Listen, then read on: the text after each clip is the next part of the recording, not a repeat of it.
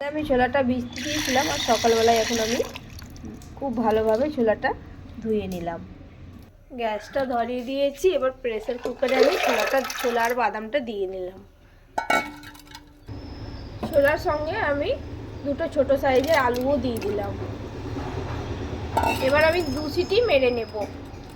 আর এদিকে আমি কড়াই বসিয়ে দিয়েছি, ছোলা আমার হয়ে গেছে সেদ্ধ। কড়াই এবার তেলটা দিয়ে দিলাম।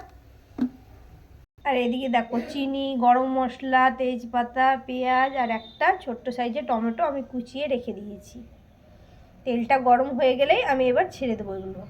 তেলটা আমার গরম হয়ে গেছে, আমি প্রথমে দিয়ে দেবো চিনিটা, তারপরে দিয়ে দেবো তেজপাতা, তারপরে দিয়ে দেবো আমি গরম মশলা, এবার দিয়ে দেবো পেঁয়াজটা।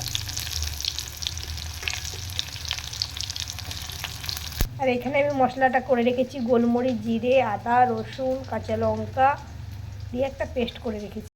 পেস্টটা আমার ভাজা হয়ে গেছে, এবার আমি দিয়ে দেবো মশলাটা।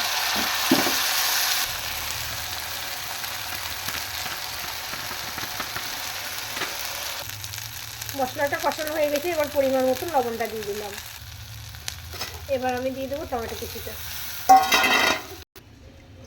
এবার আমি দিয়ে দেবো ছোলা সেদ্ধটা, ছোলা আলু সেদ্ধটা। এবার ভালোভাবে আমি কষিয়ে নেব।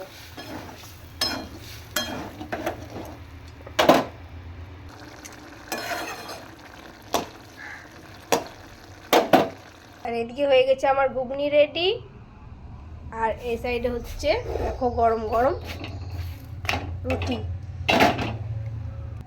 ঘুগনির সঙ্গে রুটি।